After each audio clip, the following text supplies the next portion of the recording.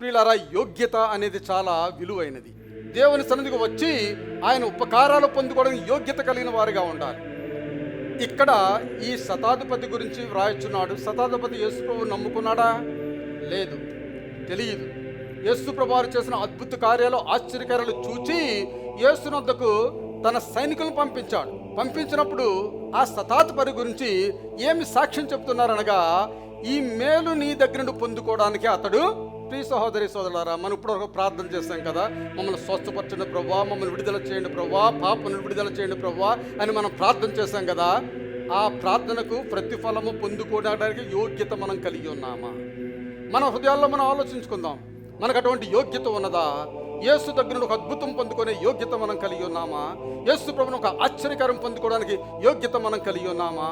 ఈ శతాధిపతి గురించి రాయచున్నాడు, అతడు యోగ్యుడు.